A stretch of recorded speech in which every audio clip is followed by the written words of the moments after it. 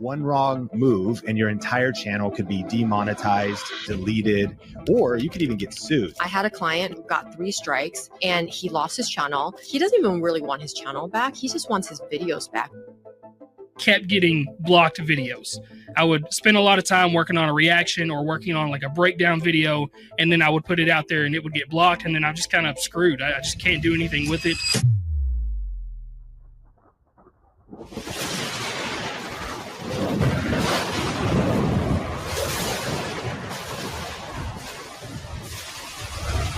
Fellow Christian warriors, set yourselves apart from this corrupt generation. Be saints.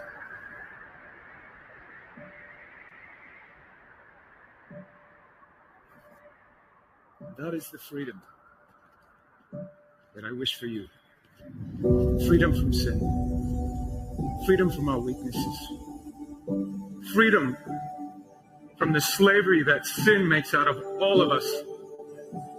That is the freedom that is worth dying for. Kind of reminds me of the words that Mel Gibson first intoned in his Academy Award-winning film Braveheart, when he said to his ragtag army, and I say to you tonight, I see before me a whole army of my countrymen here in defiance of tyranny. You've come to fight as free men, and free men you are. What will you do without freedom? Will you fight? No! Yeah, fight, you may die. Run and you live. At least a while. Dying in your beds many years from now, would you have been willing to trade all the years from this day to that for one chance? Just one chance to come back here and tell our enemies that you can take our lives, but you can never take our freedom. Every man dies. Not every man truly lives. You. We must fight for that authentic freedom and live, my friend. By God, we must live. And with the Holy Spirit as your shield and Christ as your sword, may you join Saint Michael and all the angels in defending God and sending Lucifer and his henchmen straight right back to hell where they belong.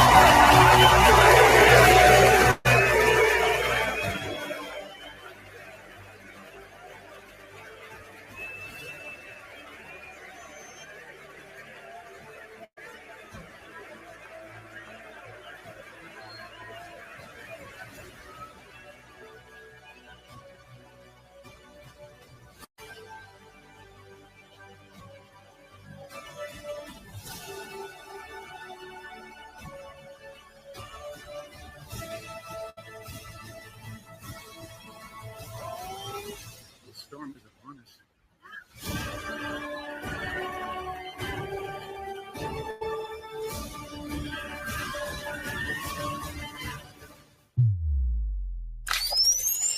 We're not free because we have this new social media censorship. You concerned about that? Have you been demonetized or your stuff cut off? I got RFK Jr. on the air for 4 hours. He's been kicked off of all these platforms. He's had a million things demonetized and censored.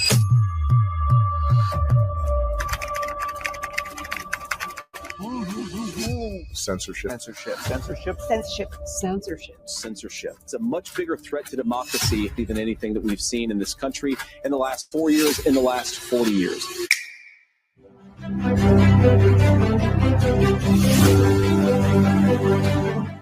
Your freedom of speech is under attack like never before. Social media giants, they have unrivaled power to influence the narrative like never before. If we don't have free speech, then we just don't have a free country. It's as simple as that. If this most fundamental right is allowed to perish, then the rest of our rights and liberties will topple. Just like dominoes, one by one, they'll go down. When you're in a war, and I mean that we are in an ideological war, we really are, and we are at a potential tipping point in this country. You need different kinds of people. You need different battalions. And I get it that some people want to work within the platforms in order to change the platforms. But the issue is when the platform no longer allows you to speak truth. Any of those, so any of the major social media sites, you got the president of the United States, you got the universities, educational program, or mainstream media in order, okay? Who has the most power? So number one was billionaires, rich, like you got Bezos, you got Musk, you got guys like that. Then it's the virtual governments, Facebook, Twitter, YouTube, Google. Then you got our educational system, universities. Then you got the president of the United States, and you have mainstream media. Who has the most power today, in your opinion? I think right now, the most power to control the narrative is, without doubt, these virtual governments. I agree. Dear Mr. President, there is a war raging, not one with bullets or bombs, but algorithms and silence. Censorship on social media has become the invisible tyrant of our time. It is not only stifling truth, it is suffocating the very soul of our republic.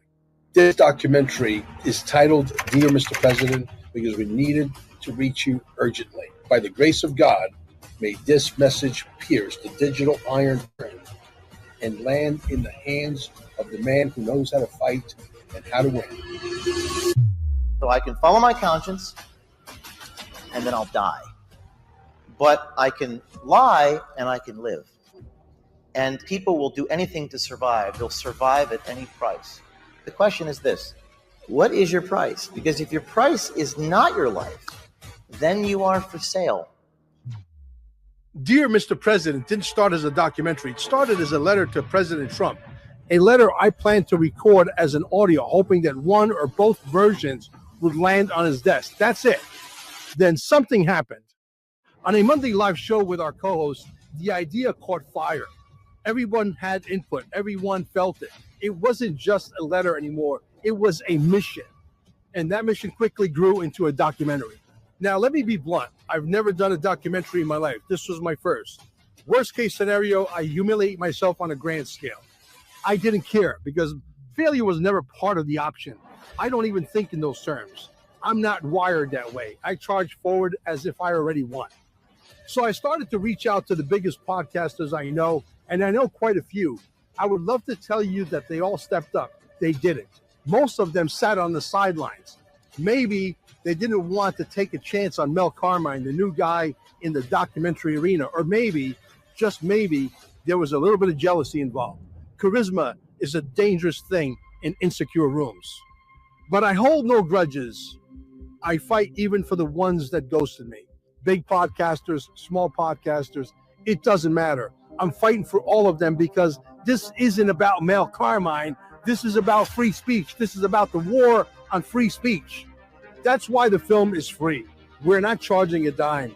We want it to grow legs so that no one can accuse us of a cash grab. I've heard it over and over again throughout this journey. We need an internet bill of rights. And every time I heard it, something inside of me screamed and said, why? Why do we need that? We already have one. It's called the First Amendment of the Constitution of the United States of America, written in ink, not suggestions. Why would we rewrite our rights to placate tech tyrants who think they're above the law? Why would we kneel before Silicon Valley, especially now with Donald J. Trump in a position to use one pen stroke and it's over? A man who knows damn well how to lead. What we need isn't new parchment. We need real enforcement. We need an addendum to the First Amendment for digital platforms, a powerful executive order with 1,000% flexibility to go after any and all guilty parties, plain and simple. If a platform infringes on free speech, that's strike one. By strike two, they face obliterating fines. And if they still don't comply, let them be replaced. The Trumps know plenty of programmers. We can take over their platforms, level the field, remove the censorship chokehold, and restore full spectrum free speech. No more speed bumps, no more blacklists, no more algorithmic gags. Let the truth speak. Because when it does, mainstream media won't stand a chance. They'll be like a rat in a cage fight with King Kong. Now let's talk about what's lurking in the basement. We know there's potential collusion, yes, possibly from a very small portion of the military-industrial complex. Puppet masters behind mannequins like Zuckerberg, Mohan, and Mosseri. If that turns out to be true, and we discover factions of our U.S. intelligence hands twisted these CEOs into silencing Americans, let me be clear, that is treason. You know what the penalty is. You don't need me to spell it out. But know this, if that's what's going on, we will not whisper. We will yell loud, clear, 117 times a day. And the mannequins, they'll be right there beside you when justice comes. Facing the wall, let me remind the spoiled tech elite of something else. America is not just a market, it's a privilege. Everybody wants in because we're still the richest, most powerful nation on earth. And you social too long. But now we've got Trump, and hopefully soon we'll have Eric Trump too, who I trust is sharp enough to carry the torch. And when needed, he can call the Don for counsel while Dad's on the golf course shooting a bogey on hole 17. Think Joe Biden can do that? I don't think so. I don't think so. But make no mistake, this ends now. I speak on behalf of hundreds of thousands, maybe millions of podcasters who've been muted, shadow banned, and digitally erased. They want to speak. They deserve to speak. This film had to be made. There was no other path. Yes, I know the risks. I know what I'm stepping into. But I also know this. If we don't win, we lose everything. And if we lose, communism and Marxism will swallow this country faster than a shot of bourbon in a bar fight. Some podcasters are still asleep, clinging to their little crumbs from YouTube and Spotify. They think they're safe. But the truth is, when the trapdoor opens, those crumbs go with it. They don't see the future, but we do. And we're here to rip the muzzle off truth once and for all.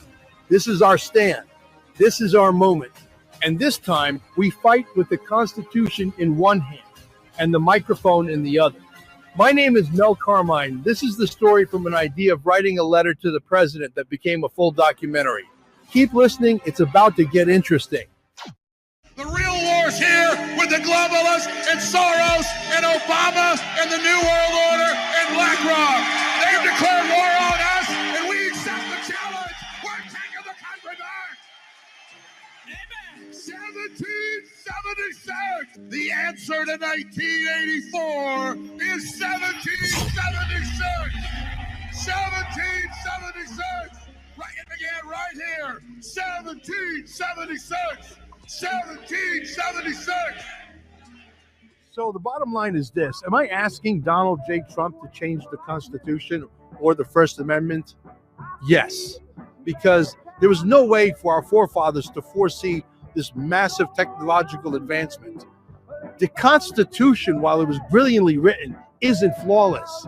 The First Amendment needs to be updated, written into enforceable law, and backed by an ironclad Bill of Rights to ensure it's never tampered with ever again, reinforcing the new improved First Amendment. In the United States of America, the land of the free and the home of the brave, where the ink of the Constitution flowed with the promo. Say of liberty and the First Amendment enshrine the right to speak, there lurks a shadow, a subtle yet sinister force that threatens the very foundation of our republic. This is the story of censorship, a battle fought not with swords but with words, algorithms, and power. It's the tale of an invisible hand that has, for generations, sought to silence dissent, suppress creativity, and obscure truth. It's a story of media censorship in America, quieter, sneakier than the bands of old, woven into the fabric of our digital age, shaping what we see, hear, and believe. A world without censorship would mean we can freely expose the elections and, of course, child trafficking. I believe the American spirit would kick in if they had access to the real information. And therefore, we would eliminate these problems and take our country back. History is full of examples of people in power trying to restrict access to certain material, whether it's literature, journalism, music websites, or some other supposedly inappropriate or dangerous content, as long as there has been a difference of opinion.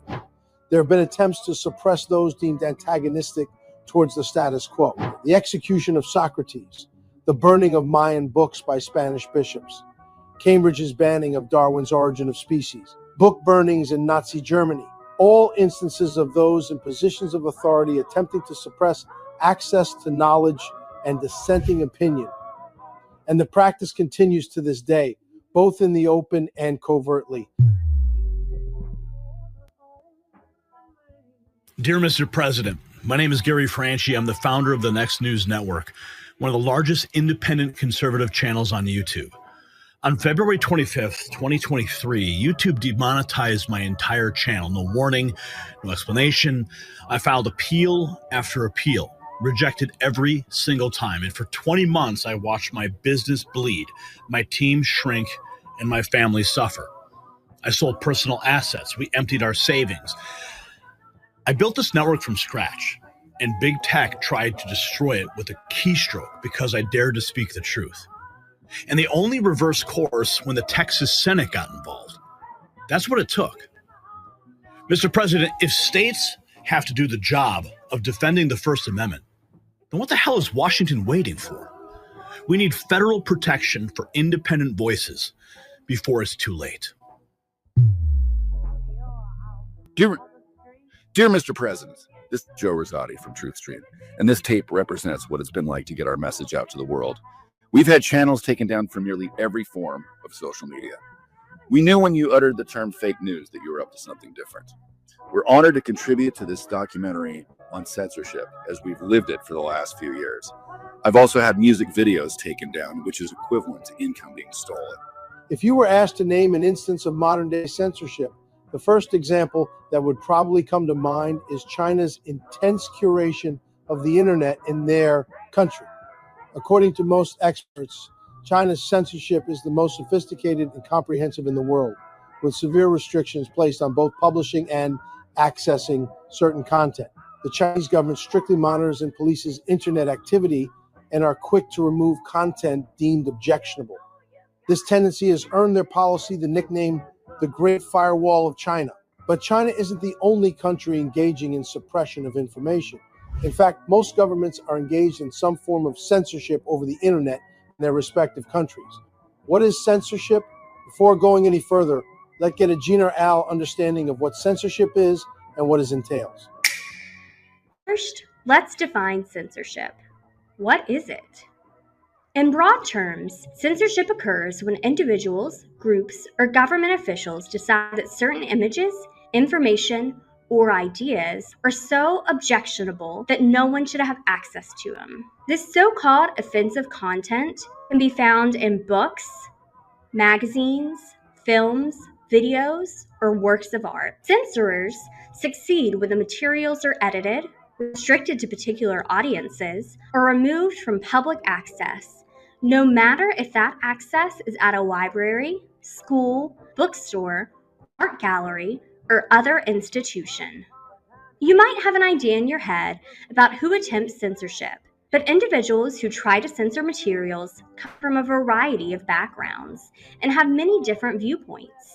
Censorship attempts often get rationalized because the censoring party thinks that there is a clear distinction between something that is good and morally uplifting and something that is wrong and morally corrupting. They believe that their actions will prevent other people from being negatively influenced. But can you think of any instance where things were really that cut and dry? Arguments can be made for and against the value of any piece of media, and it's doubtful that there's anything that 100% of people would agree is 100% good or bad. Is censorship really something that is still happening now? In the United States? Yes. All the time. What about the First Amendment? Doesn't that make censorship illegal? Actually, no. The First Amendment states that Congress cannot make laws that limit free speech, Many different Supreme Court cases have established that government censorship is a violation of the First Amendment, but also that not all speech is considered free speech. Things like obscenity and fighting words, or speech that incites violence or harm, are not protected. However, it is increasingly non-governmental institutions and private companies that are making decisions about censorship and what can and cannot have an accessible platform. For example, if you listen to the radio, you're probably exposed to censorship on a daily basis. Many commercial radio stations play edited versions of songs that remove curse words, references to sex or drugs. In late 2018, social networking site Tumblr banned all adult content. As a private company, they can decide what their platform allows, but their policy still led to widespread censorship. And the transition showed how hard it is to enforce such a broad and hard-to-define ban, as some of Tumblr's own examples of content that was still permitted were hidden after its filtering system automatically flagged them as adult.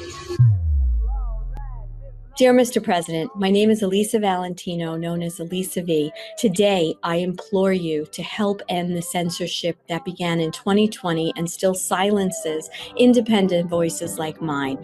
Truth tellers and new media podcasters deserve to be heard.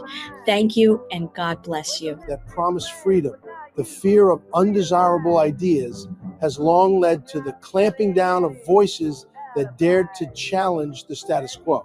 From the Cold War paranoia of the 1950s to the social unrest of the 1960s and into the internet age of today, the fight for free speech has been a constant. Books were banned, films suppressed, and music censored, all in the name of protecting a public morality. Orson Welles' Citizen Kane was targeted for its portrayal of corruption, The Grapes of Wrath for its gritty realism, and A Clockwork Orange for its raw depiction of violence.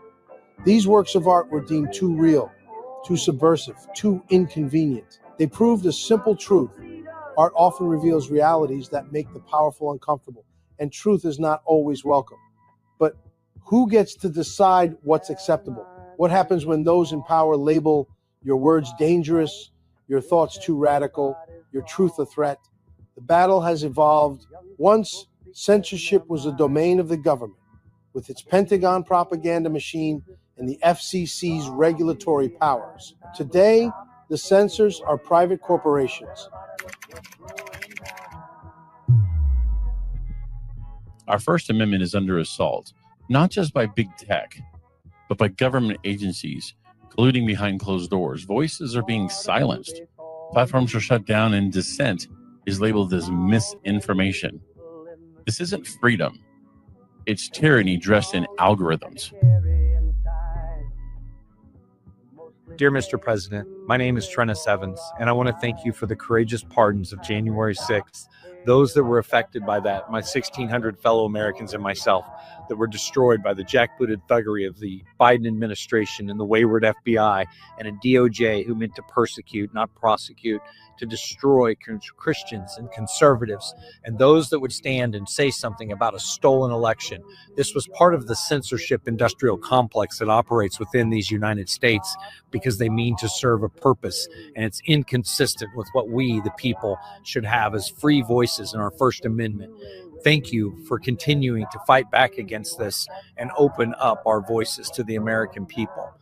It must be done, and it must be done courageously, and you're the man for the job, sir. We put you in that place. It's time to burn the boats. There's no turning back from this place.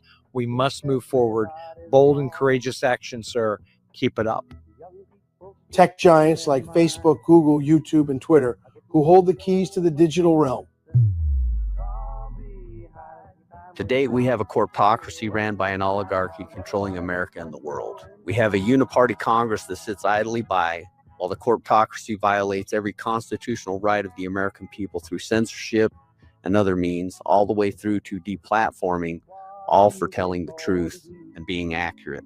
Meanwhile, Congress and politicians advocate for more censorship. It's time this stops, and these politicians and corporations are held accountable for treason to the American people. Mr. President, it's time you step in and do something. Senator Josh Hawley's exposure of Meta and Google as alleged collaborators in censorship, particularly through the April 2025 Senate hearing featuring Sarah Wynne Williams, provides a striking example of big tech's potential to control public opinion. The whistleblower's testimony about Meta's ties to the CCP, combined with Hawley's broader accusations of election-related censorship, paints a troubling picture of corporate power undermining free speech and democratic integrity. While the evidence requires further corroboration and some claims lack specificity, the allegations highlight the urgent need for oversight of tech giants' content moderation practices. As public discourse increasingly unfolds on digital platforms, ensuring that these spaces remain open and transparent is critical to preserving the democratic promise of free expression. Hawley's efforts, though polarizing, have sparked a necessary conversation about the balance between corporate influence and individual rights in the digital age. Let's take a look here at something that Facebook, Meta, whatever, something that they've said, Mark Zuckerberg in particular said, or was reported in 2021, senior officials from the Biden administration, including the White House, repeatedly pressured this is Zuckerberg speaking, pressured our teams for months to censor certain COVID-19 content, including humor and satire, expressed a lot of frustration with our teams when we didn't agree.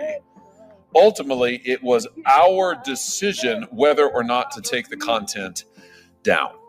Now, the point that I want to get at, and maybe I'll start with you, Ms. Hemingway, because you and your outlet were a target of a lot of this and were censored left, right, center. You personally were censored.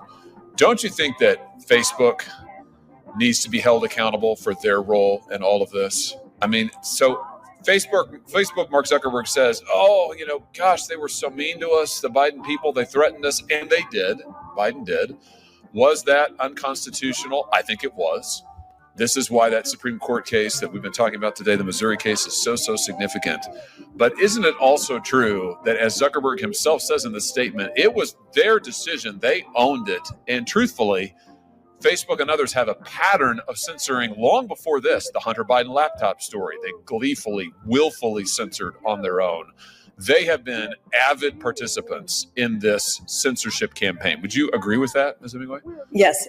Mark Zuckerberg, who spent nearly $450 million in the 2020 election to control the outcome there, has recently done a few little things like saying, I was sort of pressured to do this censorship, or, I'll give $1 million to the inauguration committee, as if this in any way makes up for the campaign of censorship that he was engaged in, which was probably valued even more than the money he gave to the election, to censor and silence voices like mine and my publication because we said things on all sorts of topics that were at odds with what he wanted, whether that's the radical trans agenda, how elections should be run, how to respond to the COVID pandemic, all sorts of topics where in a free society, you should have free and open debate. And he worked very hard to keep that from happening. So I find these statements kind of interesting, but they nowhere near deal with the agency that he had on this and how much power he has as the head of Facebook. Yeah, I'm glad you just used the word power because that's a big part of this story, isn't it? Companies like Facebook, Meta have enormous structural power that Mark Zuckerberg has spent, to your point, he has spent billions of dollars amassing. He has worked to destroy competitors who might break that power up, challenge that power in any way. He has used that power to stifle competition. He's used it to stifle views he doesn't like. This is a textbook example of what happens when a monopoly that has a political agenda, in this case, a very hard-edged political agenda for years, when they use that monopoly in order to try to control other competitors and also to try to control the information that flows to the American people. Do I have that right, do you think? Yes, and the political system itself, which has had previously been so supportive of him, and the work that he did to silence, again, not just in the election sphere, but those journalistic voices that were countering his preferred policy objective. This is just terrific, and you are perfectly placed to talk about that and to bring this to light. I think it's so vital that we don't lose sight of the role that these massive companies, and there's just a few of them. I mean, it's Google, it's Meta, that the control that they have amassed and that they have used to try and dictate, frankly, what Americans can see. And we know in the case of Google, we've had testimony in this committee and subcommittees before, Google has rigged their search results to try and influence independent voters and try to sway elections for years, and not just in this country. They've done it in other countries. They've done it in Australia. These are massive monopoly corporations that have political agendas that have been using their market power to try and influence Actually, that's not strong enough to try and control outcomes in our political system. That is a problem. And I would just submit, until we deal with their power, this problem is going to persist. Thank you all for being here. Mr. Chairman, thank you for having this great hearing. The internet, heralded as a free frontier with the passage of Section 230 of the Communications Decency Act in 1996, gave platforms a blank check to moderate or censor as they please. Mr. President, State Senator Mark Fincham here. I know that you recognize the existential threat that social media has become, especially since it is now heavily censored and has been since early 2016. Sir, both of us have been victims of this censorship, and I really hope that in the days to come, you will consider treating social media outlets as the utilities that they have become. That's the best thing you could do to end censorship and force these social media outfits to become better citizens in the corporate world. I ask for your help here. Thank you, Mr. President. Hi, Mr. President. My name is Mike Barra. I am a podcaster, a researcher of independent information, scientific information. The censorship on the internet around the world is out of control. It is so far out of control. It's definitely something that has to be done. The reality is that anybody with a different opinion, anybody who has information that is contradictory to the establishment orthodoxy set up by the media and the judges and the politicians has no voice. Things are slightly better than they were a few years ago, but we have no voice. We're stifled. Now that information is suppressed. You're not allowed to get the word out. And those of us who actually are trying to tell the truth are not allowed to do so. Dear President Trump, my name is Jim Gale. I'm the founder and CEO of Food Forest Abundance and OriginsReclaimed.org. And we like to shine a light on the solutions to mass extinction and deforestation and cancer, diabetes and heart disease and tyranny and war. And we are being censored. Stop it, brother. Dear President Trump, this has got to stop on censorship. And I can tell you, USS Liberty survivors knows more about censorship than most. We've been censored all of our lives. So to you, sir, Mr. President, keep America strong, keep a republic strong by telling the truth of what happened to the USS Liberty. We cannot have censorship anymore, sir. Please do it for America. America deserves the truth. The republic needs to stand together as one. God bless America. These companies now decide which voices reach the public and which are buried beneath algorithmic filters. Censorship is still going on. We need these people that are in charge of this and the ones that represent we the people in Congress to be held accountable. It's not right that the censorship is still going on, and we need accountability. I have only one thing to ask. I just only want to see some accountability from somebody. Just pull that pin and throw that grenade already, buddy. That's all every American wants to see, is just some accountability for the crimes against us all. Dear Mr. President, my name is Carol Maureen Friesen. I have been teaching psychosomatic therapy for the last 25 years. And I had groups on Facebook and Instagram. They were all taken down on October 15th, 2020. And we need to get our word out there as concerned world citizens. Dear Mr. President, Patriot Underground here, a massive supporter of yours. Now, when I began my journey podcasting in the aftermath of the stolen election of 2020, I experienced a massive level of censorship that obviously has had a direct impact not only on my fundamental First Amendment rights, but also on the proliferation of truthful information, which is no doubt an issue that is near and dear to your heart. So today I am asking you to take action to finally end social media censorship and to thank you for all you've done for our amazing country. God bless you, sir. And things have gotten really bad over here on YouTube in the past week. I mean, they were never great, but now they've gone off the deep end. Of the past 5 episodes we've made, 3 have been demonetized and or age restricted. First, this episode about the fight over who has control over kids, parents or the state. YouTube demonetized it. No appeals. Why? Well, the reason they gave me was because the thumbnail depicted child or sexual abuse. Now that offends me, because this image is based on this actual photo from the Associated Press. This depicts child or sexual abuse? What is YouTube insinuating about our beloved president? I'll have you know, YouTube, that the New York Times once did an investigation and found no pattern of sexual misconduct by Biden, beyond hugs, kisses, and touching that women previously said made them uncomfortable. So suggesting that this image is somehow showing Biden abusing a girl is ridiculous. Then there was this episode I did about the riots in France. It was one of our most popular recent episodes. Wow, views are 2.6 times higher than usual. Then it was suddenly age restricted. That kills the viewership. You can see exactly where that happened when the views flattened. Basically, if you aren't logged into YouTube, you can't watch it. And if you are, you have to click on this permission screen. But the episode didn't have graphic or violent imagery, unless you count burning buildings. And if you do, how do you cover a riot? Like this? Riots exploded around the country. Or maybe like this. Now, all this has happened before. I'm used to getting censored by YouTube. But this time, YouTube went too far. Even further than too far. Because YouTube is now censoring you. The Twitter files revealed that government organizations such as the FBI worked closely with social media giants Meta and Twitter to censor a New York Post article that aired allegations regarding the contents of Hunter Biden's laptop. The article was labeled as misinformation as links to share it were blocked.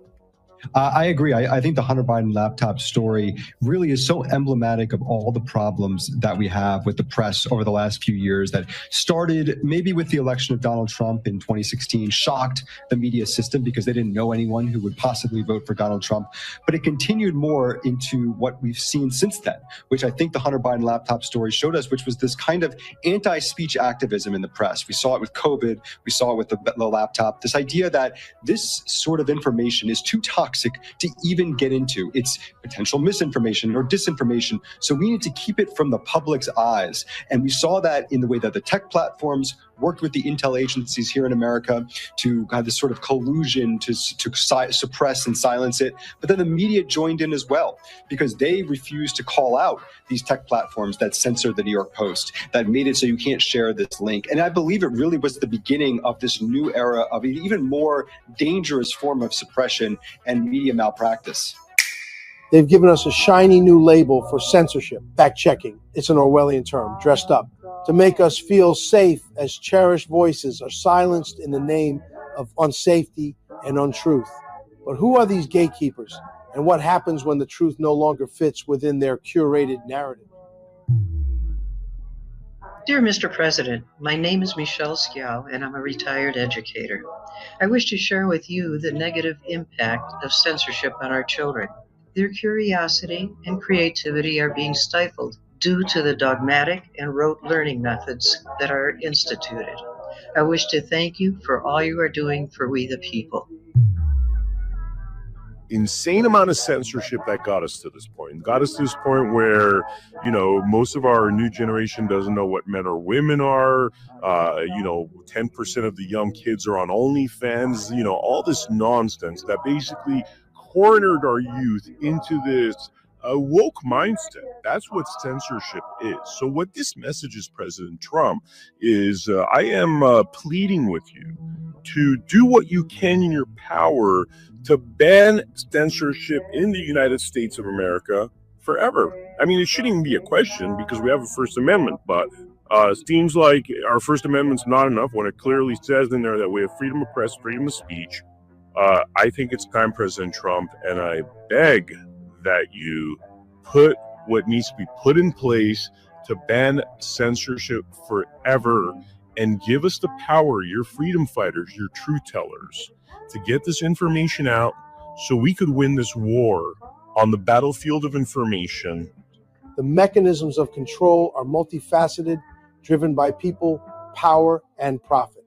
Media consolidation has turned the press into a corporate machine, with 6 companies owning nearly everything we watch, read, and hear. A single phone call from an advertiser can kill a story, as seen in 2018 when a major outlet scrapped an expose on a pharmaceutical giant under pressure from its ad department. In the digital realm, algorithms are the new gatekeepers programmed to prioritize untrustworthy sources like legacy media or government voices, demoting dissent and choking its reach. Shadow banning, the silent filter's sharpest tool, limits a post's visibility without notifying the user, targeting both conservative and progressive voices depending on the platform's priorities. The result is a curated reality where only approved ideas thrive. When the internet was first developed, many people had high hopes that it would become a sort of digital commons, a place where people could gather and freely exchange information, sort of like a giant public library. As we all know, that is not what became of the internet. As soon as corporations figured out just how lucrative this new frontier would be, the project was poisoned and it became just another tentacle of the modern market. In today's modern internet, all of our activity and information passes through the hands of private companies who have final say over what is accessible, visible, and permissible on the internet. People tend to forget that Google is not some universal public utility. It's part of a giant company that exists within the internet. When you're engaging with a Google property like YouTube, your right to free speech is checked at the door, whereas your physical world is controlled by your country's government. Your digital life is ruled by massive corporation and a handful of absurdly wealthy individuals. It is against the interests of these companies and billionaires to allow the free exchange of information on their platforms. Instead, sites like YouTube and Twitter are meticulously curated in order to mediate the conversation and most effectively monetize our traffic. Dear Mr. President, I come to you not with anger, but with concern. As an American who values truth, transparency, and freedom, the First Amendment is not just ink on parchment. It's the foundation of our liberty. Yet today, we see censorship rising under the guise of safety and misinformation. When voices are silenced, not by debate, but by deletion, we don't protect democracy, we unravel it. Free speech means we may not always agree, but we always get to speak. Mr. President, I ask you to stand boldly for the rights that built this nation, because once free speech is gone, there's nothing left to protect us. YouTube tells you what to watch next, and it's always videos that will make the money, the ones from big channels, videos that are monetized and highly shareable. Same with Twitter and Facebook. You're served tailored ads and recommendations that align with what those companies want you to engage with. This is the problem in a nutshell. In a world where the internet is a necessity for most people, where our news is online, our shopping, our education, does it seem appropriate that these corporations operate almost entirely outside the control of governing bodies and the general populace? Perhaps it's time to consider a new Internet Bill of Rights to protect reasonable speech online. The internet at this point is essentially a public utility based solely on its necessity in modern life. Sites like YouTube and Facebook are essentially monopolies. There are no real alternatives, but these companies are not regulated like monopolies. Take your local water company, for example. It's a public utility and everyone is served at the same level. If the water utility were run like Facebook, they could divert water away from undesirable areas and towards certain other areas that have somehow earned their favor in opaque ways. We're still very new to the internet and especially social media. The World Wide Web has only really existed since 1990, and Facebook has only been around since 2000 for the massive amount of transformative change that has occurred in the past 30 years has vastly outpaced our understanding of what the internet could be. By now, it should be clear that the internet will be the dominating factor of modern life for the foreseeable future, and we need to take it seriously. We need to make plans for how to ensure that the internet doesn't simply become a propaganda tool to be wielded by massive corporations that are free from oversight. Whether this means transforming the internet into a public utility or building an entirely new monetized alternative to the corporate internet is up for debate. But it's certainly something we need to consider. Just as libraries serve as an effective public institution, allowing for the democratization of learning a public alternative to the internet as it currently exists, could democratize the flow of information in our digital age, free from the coercion of private interests, manipulated news feeds, and targeted advertising. There's another factor to consider. While multi-billion-dollar corporations are the main driver of internet curation and censorship in America, many of these companies have lucrative contracts with government agencies, including the CIA. Sometimes there will be actual instances of government censorship in the United States. They have everything right there within the research community. They can pull an expert, technology, something that's out in the future and develop it within that DARPA system that would cost 10 times as much for somebody in the private world to do. At the end of that 5 years, 2004, both of them breaking the 8 numbers, which are this occult ritualistic mentality these people have. What happened was they shut down the LifeLog project over at DARPA, a military project looking at social media communications of the people, not just of America, but across the world, under the auspices that we need to have a handle on conversations across the world from this location here in the United States. Okay, February 4th, 2004 at noon, Facebook is incorporated. Now, the story is that Zuckerberg created this over at Harvard, and everybody else came in and did all their stuff. At the end of the day, what happened is that he didn't make it. Cost $500 million. He's supposedly sitting over there as a college student at Harvard with a couple of other buddies creating this social media platform. Then the other thing is this: Zuckerberg, when he creates this thing, day one, they got money in there. And it's not insignificant money. Where's the money coming from? They're getting contracts behind the scenes for social media development and mining, mapping of people and the communications within social media. Facebook, day one, is making money because it's got government contracts tracking you guys. But it's not just one thing. When DARPA was looking at this whole field, everything involved there, they were also looking at other platforms. So the question is, how much behind the scenes is going on at YouTube? What are the real history of YouTube? What facilities are they using? What's underneath the facilities on the surface that everybody sees on top of? There's nothing really going on. What was underneath in those floors and those locations that they miraculously got to purchase? Who gets, and by the way that those data engines, search engines work, communication systems work, they have to be able to go in and kind of push some people, puff them, and tone other people down and make the algorithms work a certain way. And that's exactly what's been happening. So now we have this question. When you come after who's choking down the conversation and affecting our right of free speech in these supposedly open pathways within certain guidelines, what's happened within the social media is that supposedly it was private, and so there was no media control standpoint for like the FCC handling these communications, and so they could do whatever they wanted to. So here's the question I have for your audience. When Facebook is controlling what you have to say, is it really Facebook, or is it somebody behind the scenes? Who had the authority? Was there a congressional hearing? Was it the president? Was it some communications group? Was it some shadowy secret handshake group, shadow government, that had the authority to give Mark Zuckerberg something that cost the American taxpayer at a bare-ass minimum $500 million? The CIA and the military-industrial complex have long waged a sort of psychological campaign to manufacture consent among the American public. The Department of War became the Department of Defense.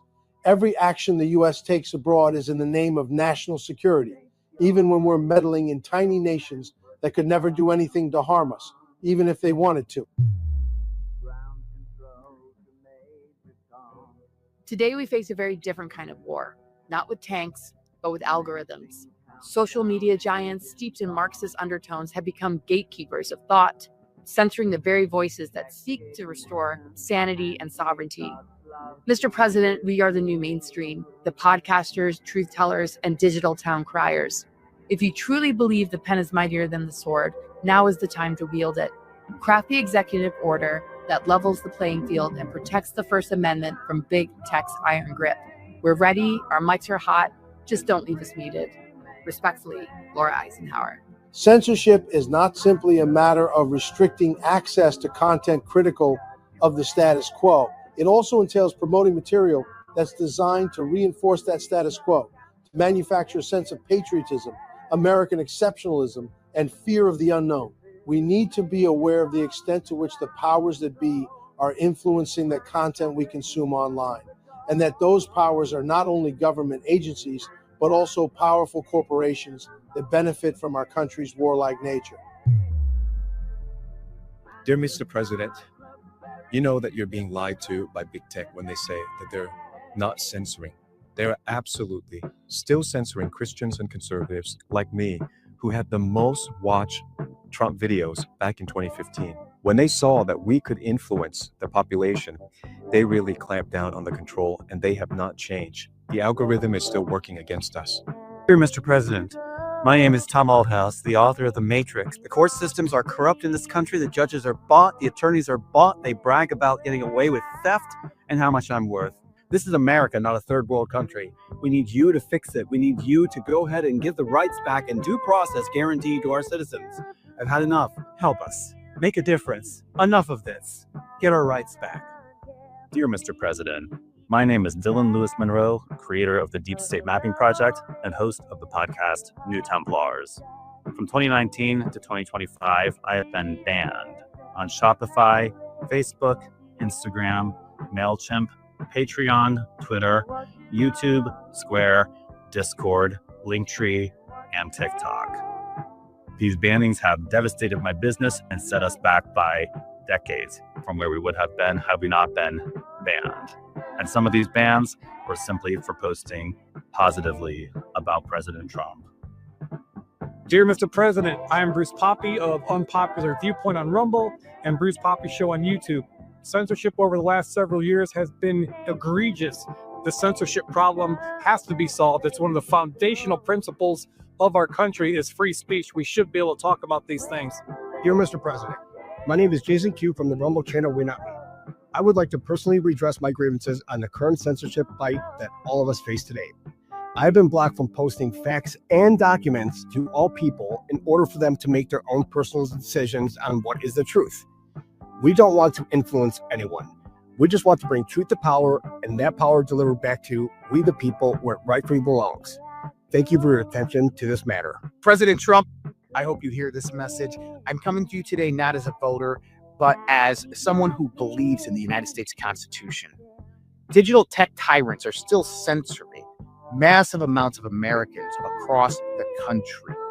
It's time that we end this technocratic digital tyranny that is happening upon the American people. I'm calling for an Internet Bill of Rights, something that fortifies our constitutional rights to express our minds, our ideas, and our voices, no matter what our political affiliation is online. I hope that you hear this message and I hope that we can take prompt action to end this digital tyranny today. Dear Mr. President, we are with the Time Is Now podcast. Back in 2021, before YouTube deleted our channel, they deleted 107 of our videos. We thankfully were able to archive those videos before they were deleted. However, we were left deplatformed until we finally rebuilt here on Rumble. 2 Corinthians chapter 3, verse 17 says, the Spirit of the Lord is, there is freedom. In other translations, there says there is justice. There's liberty. There is no liberty given to us. We ask for justice, for liberty. Thank you, Mr. President. Thank you, Mr. President. Hello, Mr. President. This is Mark Abrahams from the News Treason Channel 17 platform and the Fake News 7NY platform.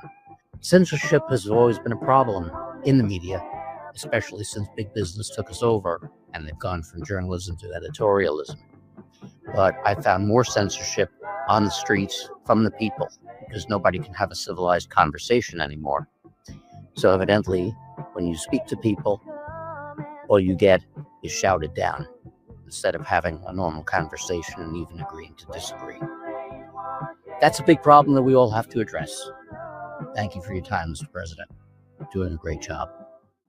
Dear Mr. President, in light of your executive orders affirming that there are only two genders and protecting the First Amendment, How can the state of Michigan continue to prosecute me? I'm Christine Geiger, owner of Studio 8 Hair Lab in Traverse City, Michigan.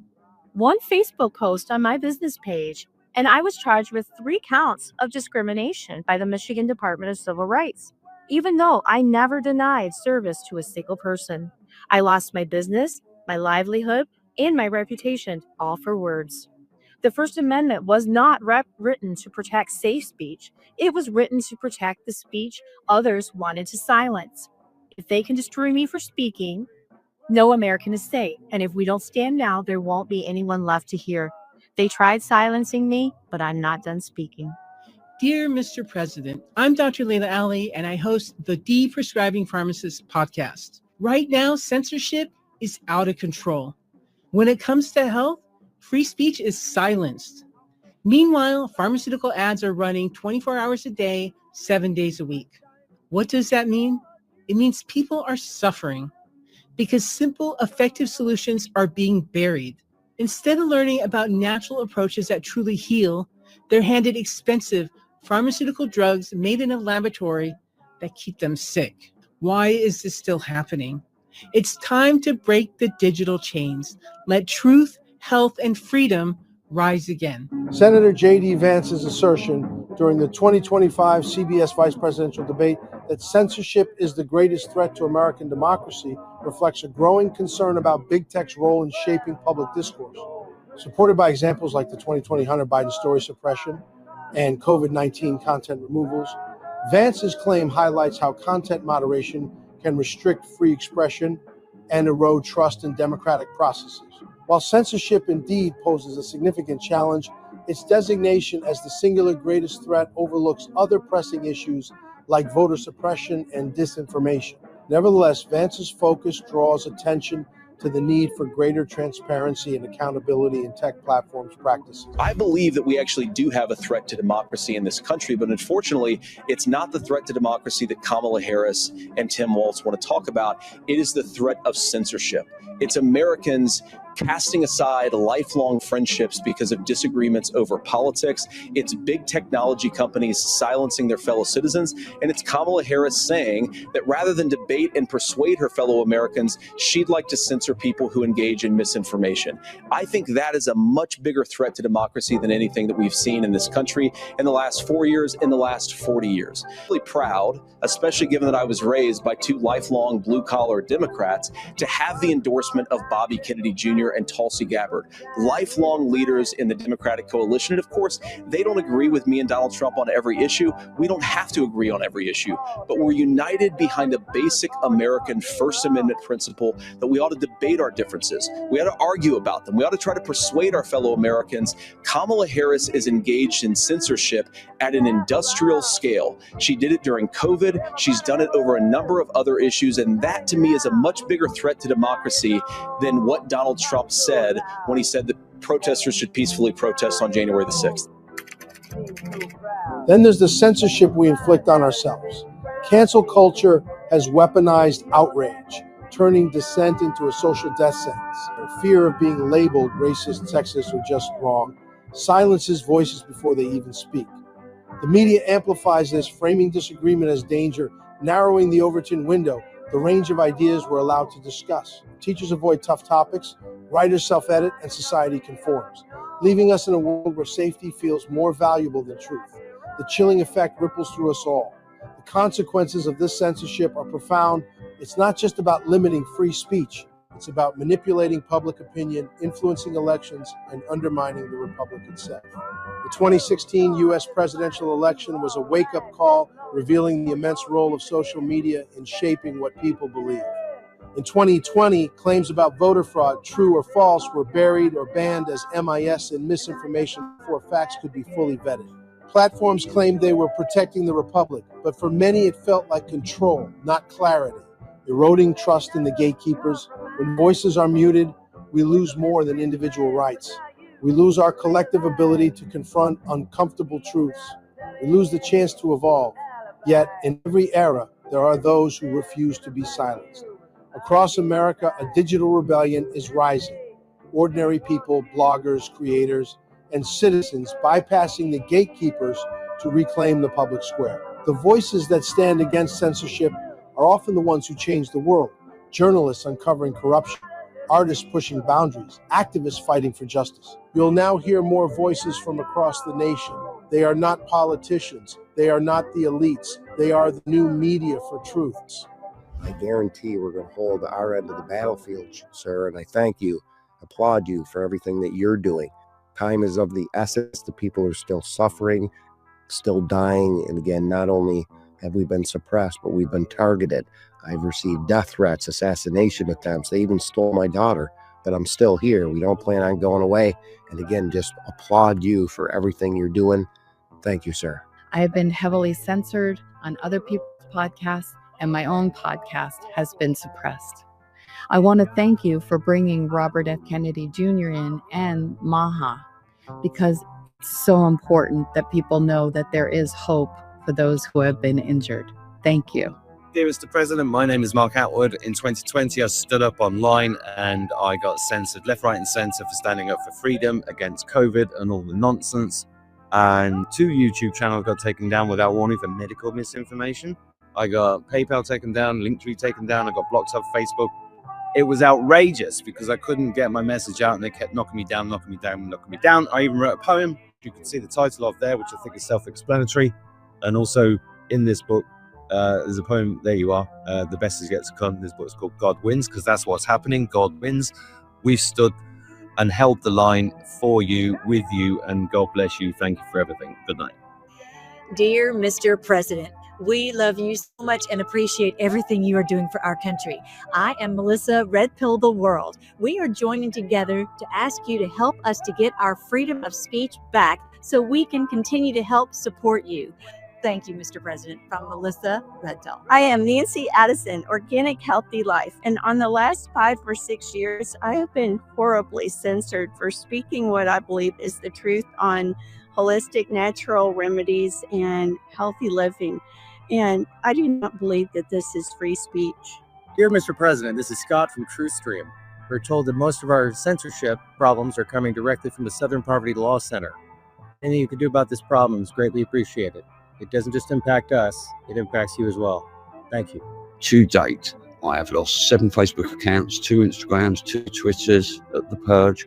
My TikTok channel, my YouTube channel, and BitChute does now not work in the UK.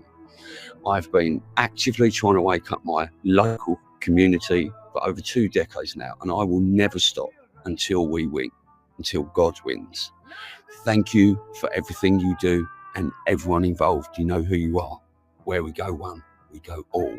Dear Mr. President, how you doing? My name's Jordan Clark, and I hope to meet you one day. But hey, in the meantime, we got a serious problem. The censorship is absolutely horrific. Since 2020, maybe even before that, I've been censored on Instagram. I've been deplatformed, censored beyond belief on TikTok, Facebook. I'm sure you're well aware of this, but what's getting out of control is obviously our ability to have free speech on the internet. And Mr. President, I truly hope you'll address this. I truly hope we can come out with the Internet Bill of Rights. I hope we can eventually speak our mind freely in this amazing country where we live by the First Amendment. Thank you. Dear Mr. President, my name is Kevin Pasco, aka the Buzzer Guy. With my beloved wife Karen, who paid the ultimate price on the 17th with her passing, all while fighting the evil cabal and their corruption and censorship. During the COVID pandemic, we lost all our platforms, our YouTube channels, our Facebook, and Twitter accounts. Dear Mr. President, I know you value truth and integrity. I know you speak truth, and I just wanted you to know our truthful voices here in Canada and around the world are being silenced. We are being silenced with incredible regularity. We know you can help, dear Mr. President. Please help us with the censorship. Thank you so much. Dear Mr. President, in a world brimming with diverse voices, free speech stands as the cornerstone of human progress and liberty. Without the freedom to express our thoughts, be they popular or controversial, societies descend into echo chambers of conformity, stifling creativity and breeding tyranny. Free speech isn't just a right, it's the lifeblood of democracy. For in its absence, silence becomes the greatest oppressor. Thank you. So I had to deal with the 2020 censorship, and I had to really balance the fine line of my channel. And I'm one of the few channels that survived the purge. But I'll tell you that it's still bad. The censorship is still bad. Don't kid yourself. It's still happening today. And it's not as strong as it was in 2020 to 2024, but it's still there. You still can't talk about certain select group, people, things, certain words set off the AI bill. It's just ridiculous. It needs to stop. This is not America, and we're living like this. Dear Mr. President, my name is Brad Olson. I have been the victim of social media censorship on numerous occasions, especially around the time of COVID. We can never let this happen again. The reason we have the First Amendment is because it's the most important. Thank you for protecting it. Mr. President, my name is Gila Jed, and the censorship was very frustrating, and we are appealing to you to do something definitive about it. In 2023, a whistleblower's leak about government overreach didn't break on CNN or the New York Times. It started with a lone blogger amplified by thousands on 10th independent creators funded by readers and listeners are proving that truth doesn't need a corporate stamp to spread. From courtrooms to the streets, Americans are fighting back. In 2024, a landmark lawsuit accused a tech giant of systemic censorship, igniting a national debate. Grassroots movements are demanding accountability, reminding us that free speech isn't a gift, it's a right we must defend. The battle for free expression is not a fight of the past, it's a battle of the present and the future. It's not just against the government or corporations, but against an entire system that seeks to control what we think, hear, and believe. The silent filter thrives in shadows, but it falters when we shine a light. The path forward demands transparency from platforms, courage from storytellers, and vigilance from us all. We need alternative platforms for information, decentralized, community-driven, and free from corporate influence, where voices can thrive without fear of suppression. Every post, every story, every voice is a weapon against the filter. In an era where the free flow of information faces unprecedented challenges, censorship has emerged as a formidable adversary to democratic discourse. Amid this murky landscape, Mel Carmine, an international podcaster and entrepreneur based in Cape Canaveral, Florida, has proposed bold and creative solutions to awaken the public and counter the pervasive threat of censorship. Through his annual Quantum Summit and a visionary proposal to write directly to the President of the United States, Carmine seeks to enlighten, empower, and mobilize citizens to reclaim their voices. This analysis explores Carmine's strategies, their significance in the fight against censorship, and the challenges they face in a digital age where control over information is both subtle and systemic. Mel Carmine, known for his advocacy of the digital assets like XRP, has leveraged his platform to address censorship through the annual Quantum Summit, a high-profile event held in Cape Canaveral, Florida. The inaugural summit, which took place on June 8 to 9, 2024, at the Staying Alive Wellness Center, that centralized media and tech platforms suppressed dissenting voices under the guise of combating misinformation. Despite its promise, the Quantum Summit faces limitations in addressing censorship's scale. Its reach remains niche compared to the global influence of tech giants like Meta, Google, and YouTube. Carmine's recognition that this did not seem enough underscores the Hydra-like nature of censorship, where silencing one channel often leads to new forms of suppression elsewhere. Acknowledging the summit's limitations, Carmine proposed a more direct approach on his podcast, writing to the President of the United States, whom he describes as the most powerful and bravest man on earth. I can write incredible emails. I want to write the most amazing email ever. Like, basically, the American people are demanding to see arrests at this point because we have the proof beyond a shadow of a doubt. If we were to put together a really cool email, but let's send the email because that email will never get sent, but turn it into an audio and put it all over the internet and have the patriots just move it out there. Okay. Wow. I mean, like, let it spread out there like crazy. until it gets to Donald Trump and let them know the American people want to see fucking arrest. The people of the world want to see arrest. The freedom of speech on social media needs to be fully restored. We have a word to get out. And if we're being stifled, we can't get that word out. Our word is more important right now than mainstream media. There is no free speech on social media.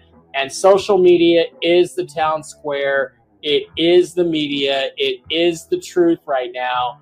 And we still aren't even close, Mel. We're not even close. The enemy, the people who are in the communist movement, okay, they are willing to die for their cause. You and I have made a commitment to put our lives on the line, including Elisa, including Maureen, okay, over there in Costa Rica. You know why? Because the only way you get to beat this enemy is you got to get the message across that, hey, you're willing to die for your cause, motherfucker. I'm willing to die for mine. Someone's going to win, someone's going to lose, and I ain't losing. The enemy is committed. The enemy's like, hey, I'm in this fight. I want to make sure that the United States falls into full-blown communism, Marxism, socialism, because this is the last domino fall. This domino falls, the rest of the world is absolutely fucked. You stand no chance. Within minutes, there'll be tanks rolling through the streets with dictatorship at full volume, okay? So this fight is not only our fight, it's your fight. It's the fight for your children. There's a chance that if the enemy wins, we are on the front line. We'll be the first ones to go. You understand? We're done. We're dead. They're coming for us immediately. Okay, because according to them, we're the troublemakers. Yeah, because we are their version of the brown shirts. They're really the brown shirts, but to them, we are the brown shirts. Okay, and so the bottom line is we go first. They're going to eliminate us immediately. So they got to get the message that Mel Carmine, if I'm going to die, I'm going to die on my terms. If Stu's going to die, Stu's going to die on his terms. You know why? Right. Because we're real men with real balls. We still got some testosterone left. Capiche? I capiche. This is the biggest weapon in the world, not this. They're afraid of this because if the Mark Altwoods, and I know you'll agree with me, are allowed to grow because the audience says so, not the algorithms. The audience says Mark Altwood is good enough for 10 million followers. And then when they subscribe and the ring bell, all of that stuff works, that they get notified, and you're talking to 10 million people and you're telling the truth. That's what they're afraid of.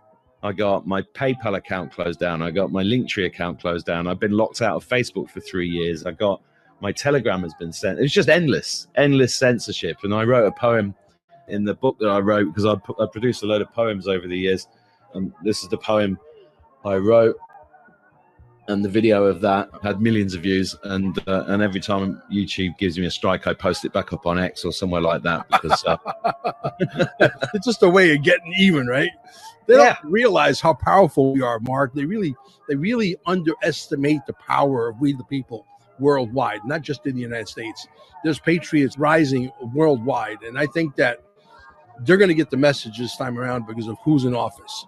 And if I'm wrong and you're wrong, then we're all fucked anyway. So we might as well die on our feet. And if we're going to die, there's a choice. You can either die on your feet fighting, or you can fight, or you could be in a fetal position like a little bitch. Yeah, that's not who Mel Carmine is, and I'm sure that's not who Mark is either. Do you think that we're blind? You don't think we see what's going on around us? You don't think we understand that a lot of Americans are in a zombie-like state because of your psychotropic drugs, your petroleum-based drugs that don't work, that are intentional, designed to keep everybody in a zombified state.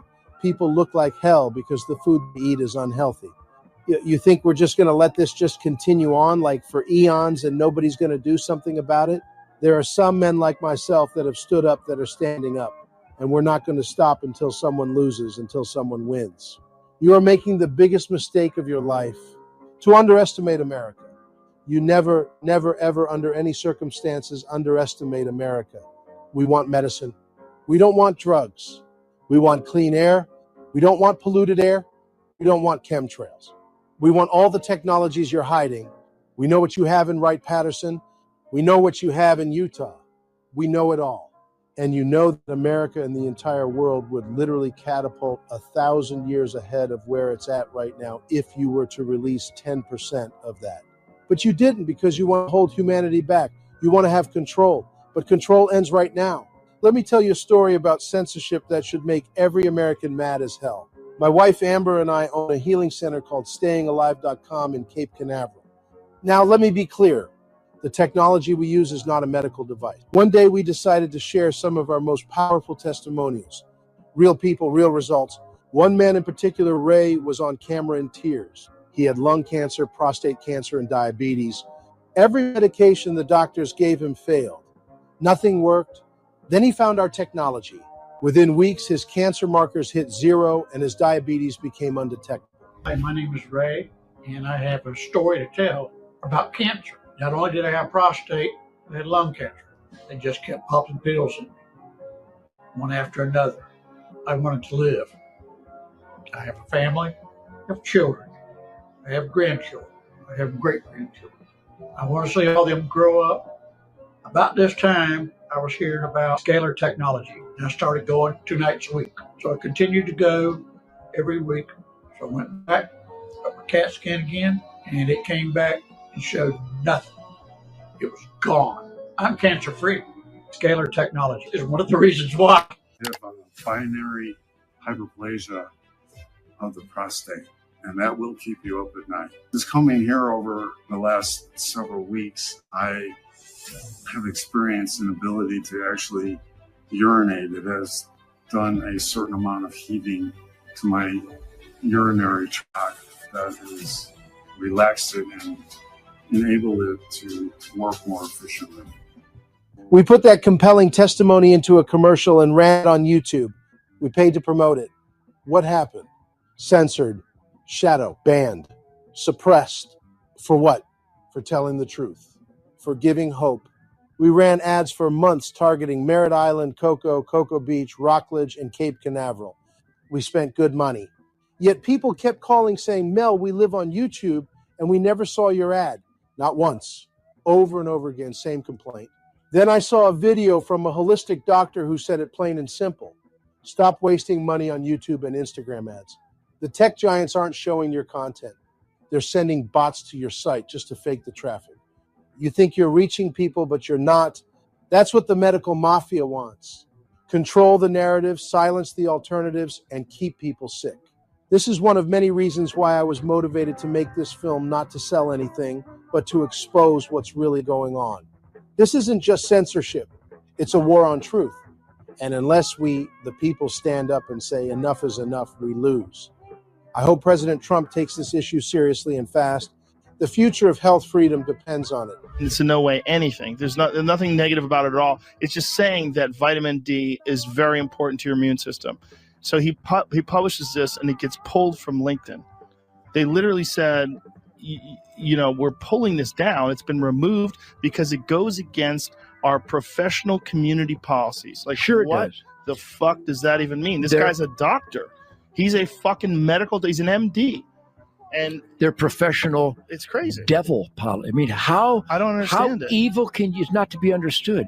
There is evil in this world, and when you have someone recommending an upgrade procedure for quality health, and someone bans it, the people who bans that recommended upgrade for quality health is pure fucking evil. That's all you need to understand. Carmine's invocation of the adage, modern problems require modern solutions, encapsulates his approach to censorship's complexity.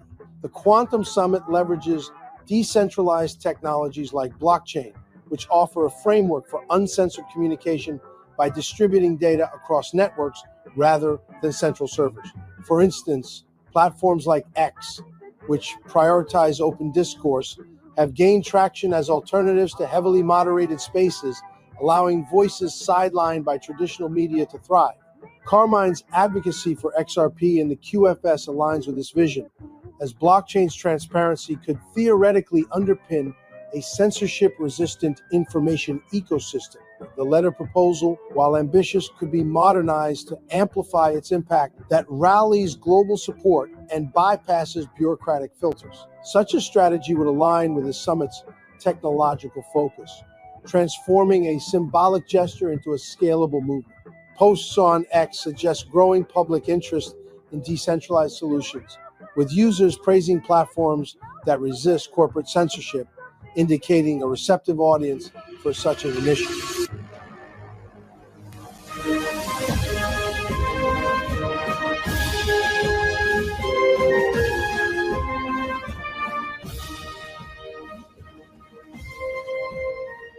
My name is Mel Carmine. I'm a Sicilian immigrant, an international podcaster, an entrepreneur who lived the American dream. I've built from nothing and I fight for everything. I love this country with a passion born out of pure gratitude and fire. America is not just a land of ideas, a beacon, and today that beacon is under siege, Mr. President, not by foreign invaders, but by cabal-controlled platforms in Silicon Valley who silence the truth, suppress dissent, and manipulate the digital town square. Mr. President, we are many, podcasters, truth tellers, digital warriors. We're with you, but to win this fight, we need back our microphones. YouTube, Facebook, Instagram, even Rumble. The apparatus of censorship is everywhere. They're not just ignoring us, they're mocking us. They're daring us to speak truth under threat of exile. I've studied communism, not in a classroom, but in real time, in real life. This is Marxism dressed up in Silicon Valley attire, and it must not be allowed to metastasize. Yes, we are decimating the fake news media by a lot, but we're not here for decimation. We're here for pulverization. We don't want them wounded. We want them erased from total control, vanished like smoke from the battlefield of public discourse. This isn't just about free speech. It's about American survivability. If we don't end censorship, we don't win, period. And Mr. President, you are the only man who could strike the pen that breaks their grip. We need a killer executive order, a task force, an unflinching tribunal to enforce real law, common law, constitutional law, laws that answer to our founding fathers, not the unelected tyrants of tech. We call on youth to authorize unannounced inspections of every major social media platform. We need teeth. We need fire. America needs accountability at the highest levels of law and order. With a stroke of a pen, you can decimate the digital gulag. We will be your army awaiting your command. We are not afraid. We are not weak. We are done being silent. Thank you, Mr. President. If this short video got to you and you listened this far, it was not by our doing, it was by the grace of God. America will not only survive, it will thrive. And we will create the healthiest, wealthiest Americans like never before. And the rest of the world will have no choice but to follow suit. The future looks bright.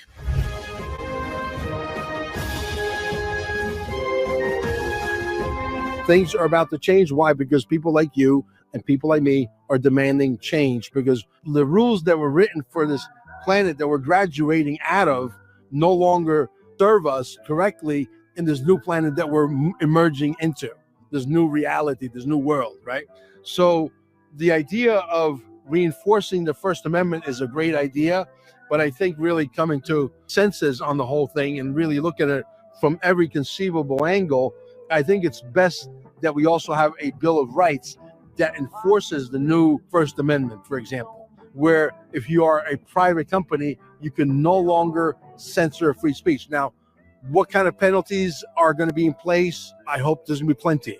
I hope they'll be so heavy, like $5 billion fines, that they're not going to be able to withstand the fines. They're not going to say, oh yeah, here's $5 billion, go away, and we'll keep censoring. They're not going to be able to handle that.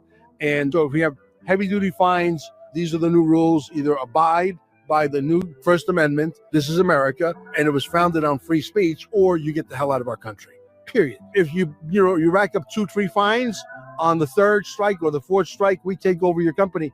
I do believe that Donald Trump and his sons and daughters know a few programmers out there, and we can handle taking over a YouTube and running it flawlessly with no speed bumps, no algorithm bullshit, whatever. The timing could not be any better. The fact that Donald Trump is moving in the same direction, getting ready to grab these social media tech giants by the balls and twist their nutsacks, couldn't be more welcomed as far as I'm concerned. What we need to do from this point forward is to make sure that this movie gets spread out far and wide so that everybody worldwide gets the message. And we depend on you, the people, to do that. And I will tell you this, we want God to protect you because you are the greatest president to ever step foot in the White House. We want to make sure America becomes the example of what could be and what will be. And we will not only make America great again, we will make the entire planet great for the first time ever in a very, very long time, maybe since the days of Atlantis. But it was a long time coming, and it takes great men, and it takes, I guess, them pushing us to the brink of total disaster for some of us to take action. And I want to thank you from the bottom of my heart and my family, and may God bless you, sir.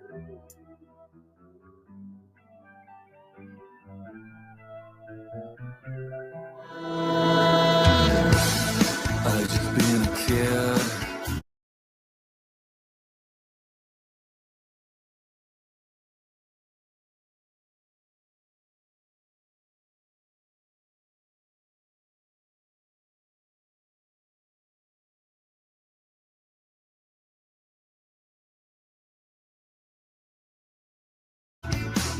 By the side of the road,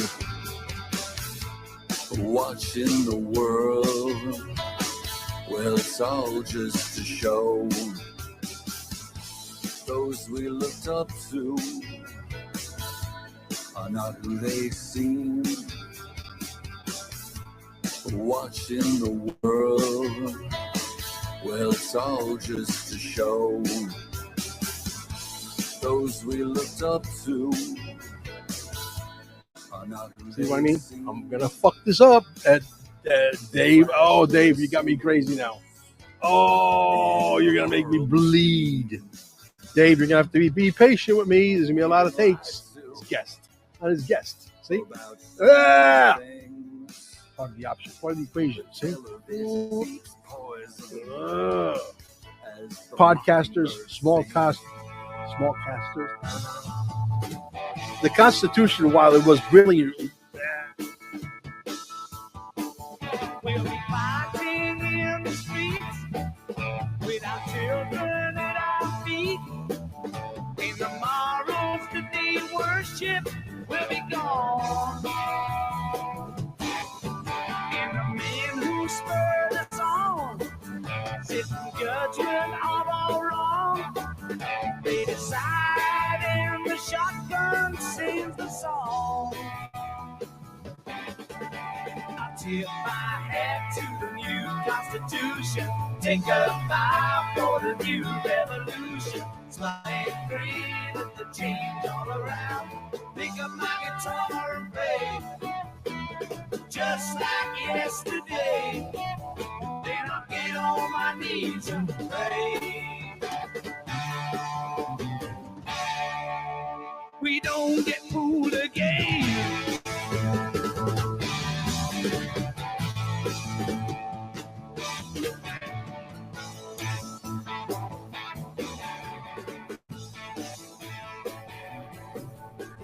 Change it had to come. We knew it all along.